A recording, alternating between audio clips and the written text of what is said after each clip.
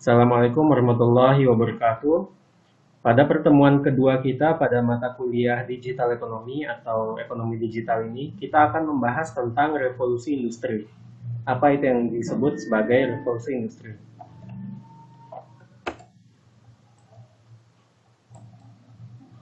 Oke, di sini ada beberapa hal yang akan kita bahas. What to discuss at this session, apa yang akan kita diskusikan atau kita bahas pada pertemuan kita yang kedua kali ini. Yang pertama adalah apa yang dimaksud dengan revolusi industri.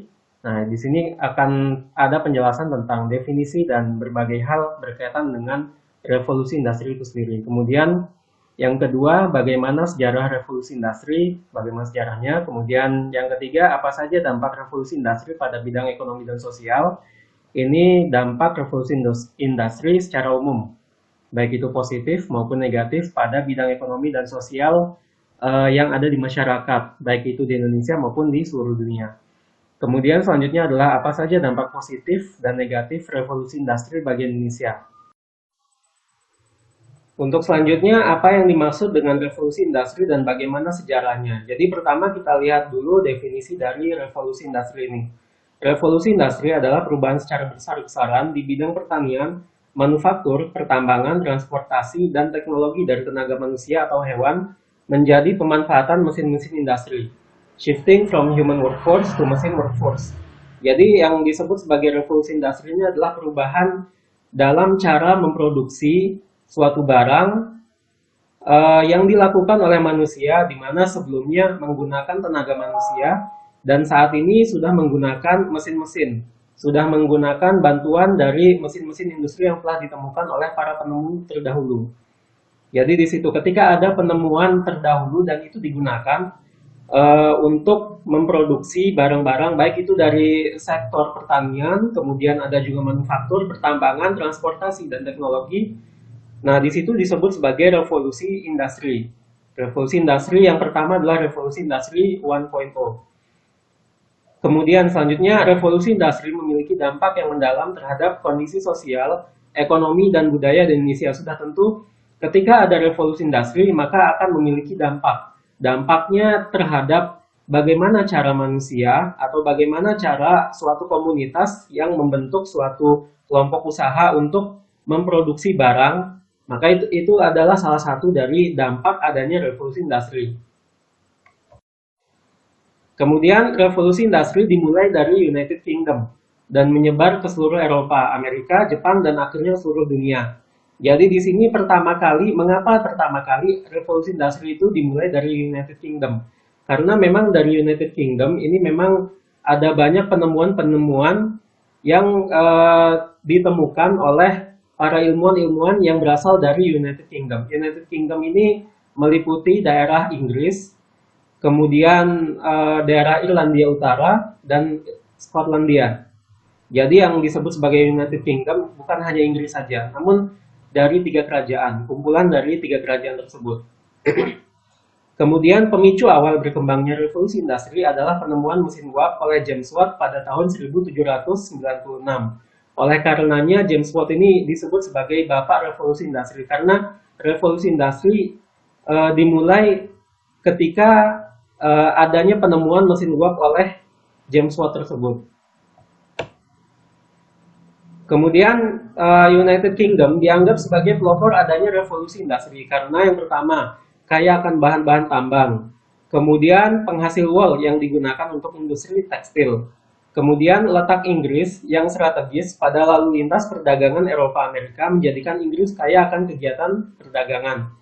Jadi kalau kita lihat di peta, memang Inggris ini atau United Kingdom secara global ya, secara lebih besarnya lagi, United Kingdom itu memang terpisah dari benua Eropa, namun dia termasuk ke dalam salah satu benua Eropa, salah satu wilayah atau daerah dari benua Eropa.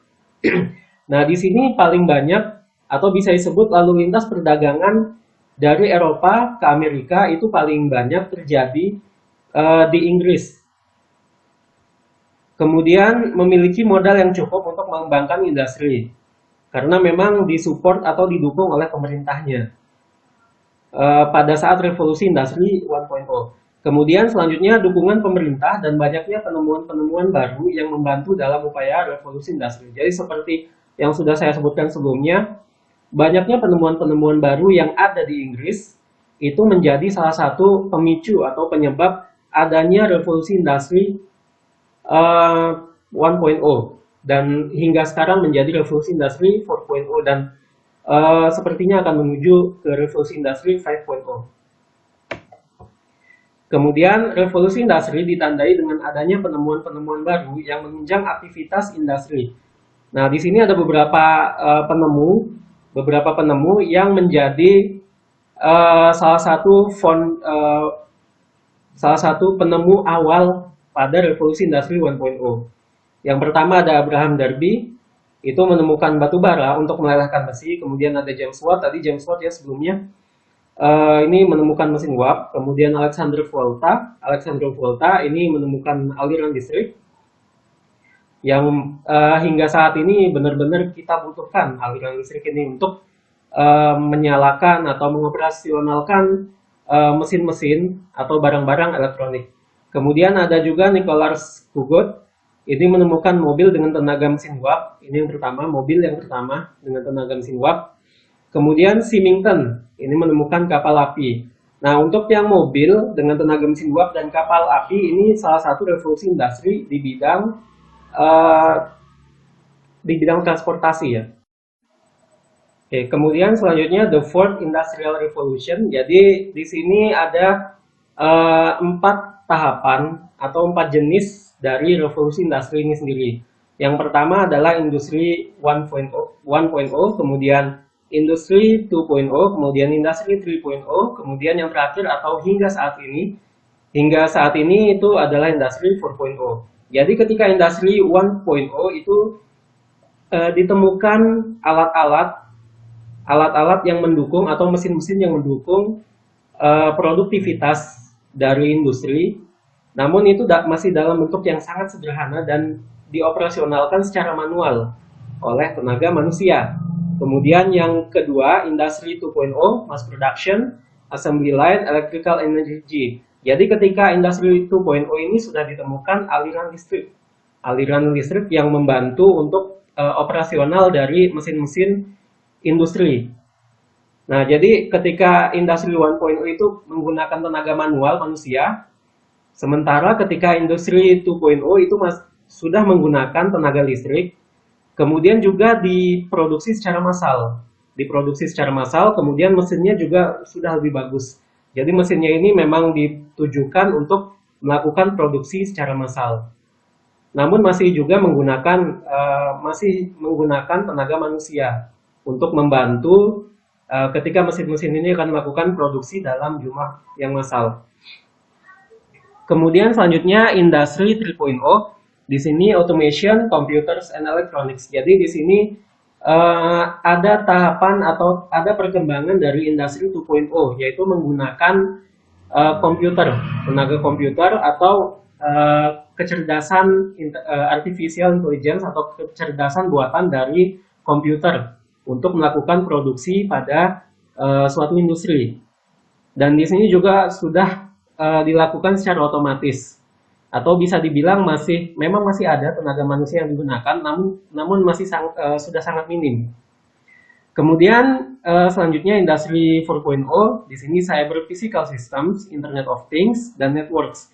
Jadi pada industri 4.0 ini adalah gabungan dari industri 3.0 dengan menggunakan jaringan internet. Jadi ketika industri 3.0 itu tidak menggunakan jaringan internet atau koneksi dari internet, maka ketika industri 4.0 itu menggunakan koneksi dari internet.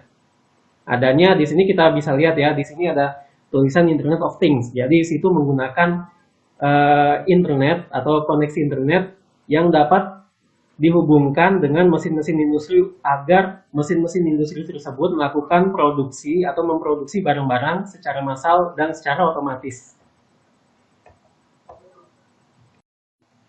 Kemudian selanjutnya adalah dampak revolusi industri pada bidang ekonomi dan sosial. Jadi di sini ada 2 bidang yang akan kita kaji. Yang pertama pada bidang ekonomi, kemudian yang kedua adalah bidang sosial. Pada bidang ekonomi, harga barang akan jadi lebih murah. Kenapa menjadi lebih murah? Karena barang-barang yang diproduksi oleh industri itu akan dilakukan atau diproduksi oleh mesin, karena pemanfaatan mesin sangat tinggi pada masa revolusi industri, terutama pada masa revolusi industri 4.0. Sementara ketika tenaga manusia masih digunakan pada sebelum masa revolusi industri, itu akan sangat tidak mengefisienkan waktu, pemanfaatan waktu dalam melakukan produksi suatu barang. Jadi dengan menggunakan mesin sebagai salah satu alat untuk melakukan produksi pada suatu pabrik atau pada suatu industri, itu akan dapat mengefisienkan waktu sehingga harga barang akan menjadi lebih murah. Kemudian yang kedua adalah upah buruh menjadi lebih murah. Kenapa upah buruh menjadi lebih murah? Karena ketika revolusi industri itu akan lebih banyak memanfaatkan tenaga mesin, sehingga tenaga manusia itu akan diminimalisir. Ketika tenaga manusia diminimalisir, sementara permintaan untuk menjadi tenaga manusia atau buruh pada industri tersebut meningkat, maka di situ akan berlaku hukum permintaan dan penawaran. Jadi penawaran tenaga manusianya atau tenaga kerjanya lebih banyak, sementara permintaan dari perusahaan itu sedikit, otomatis di situ akan harga atau upah buruh menjadi lebih murah. Kemudian selanjutnya adalah pelayaran dan perdagangan dunia semakin maju. Ini adalah salah satu dampak revolusi industri pada sektor transportasi. Kemudian selanjutnya adalah bidang sosial. Pada bidang sosial itu akan terjadi urbanisasi besar-besaran. Jadi urbanisasi itu adalah perpindahan masyarakat dari desa ke kota. Mengapa? Karena masyarakat desa itu ingin menjadi buruh atau menjadi tenaga kerja pada industri-industri yang memang sudah dibangun di kota. Kemudian yang kedua, kota-kota industri menjadi penuh sesak oleh kaum buruh. Nah, ini dampak dari adanya urbanisasi tersebut. Sementara urbanisasi ini adalah menjadi salah satu dari dampak adanya revolusi industri. Kemudian yang ketiga, kaum buruh menjadi objek pemerasan para majikan.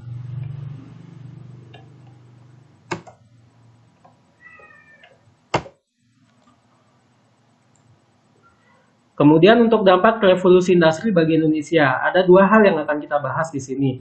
Yang pertama dari sisi positifnya, kemudian yang kedua adalah dari sisi negatifnya. Dari sisi positifnya, pemanfaatan dan pengolahan sumber daya alam atau SDA yang lebih baik.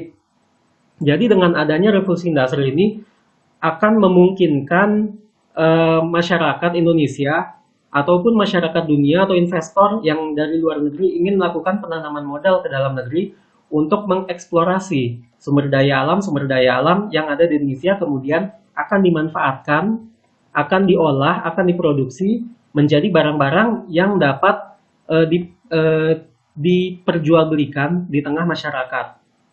Kemudian yang kedua, berdirinya pabrik-pabrik yang mampu memenuhi kebutuhan rakyat Indonesia. Otomatis ini akan berdiri pabrik-pabrik yang ada di Indonesia karena adanya revolusi industri tersebut. Kemudian selanjutnya adalah mengurangi tingkat pengangguran dan meningkatkan penyerapan tenaga kerja di pabrik.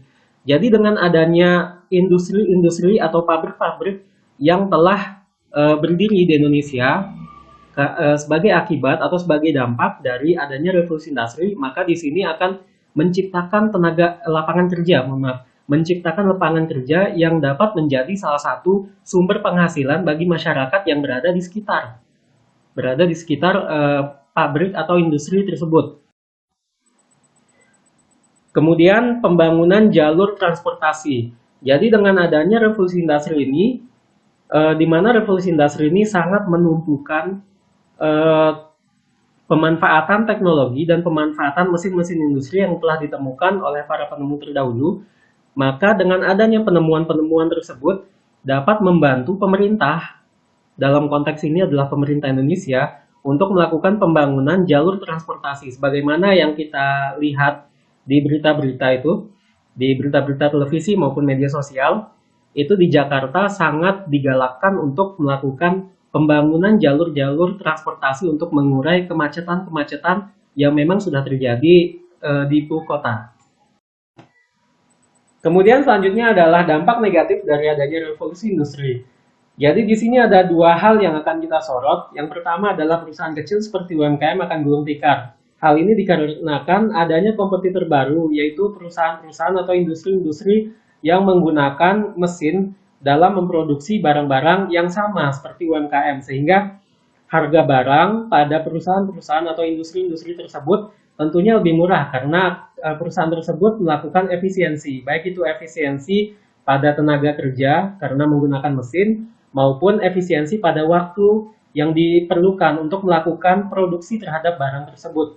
Dan ternyata barang tersebut eh, juga sama dengan barang yang diproduksi oleh UMKM, sehingga harga barangnya tentu saja lebih murah ketimbang harga barang yang ada di UMKM. Sebagai akibatnya, konsumen-konsumen atau masyarakat-masyarakat akan lebih memilih perusahaan-perusahaan tersebut, barang-barang yang diproduksi perusahaan-perusahaan atau industri-industri tersebut ketimbang barang-barang yang sama yang diproduksi oleh UMKM.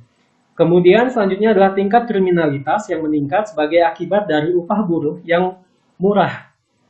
Nah, ini sebagaimana yang terjadi pada saat ini ketika adanya undang-undang tentang Omnibus Law, itu akan ada eh, apa ya, bisa dibilang tuntutan-tuntutan dari buruh. Karena upah buruh yang sudah murah, kemudian ternyata pada Omnibus Law itu juga membahas tentang usia pensiun, kemudian jumlah pesangon yang lebih murah dan atau lebih sedikit, dan berbagai hal yang menjadi satu hal yang kontroversial di tengah masyarakat, khususnya masyarakat yang menjadi buruh atau tenaga kerja manusia pada industri atau pabrik. Baik, mungkin cukup sekian untuk pertemuan kita yang kedua ini. Terima kasih atas perhatian adik-adik mahasiswa. Assalamualaikum warahmatullahi wabarakatuh.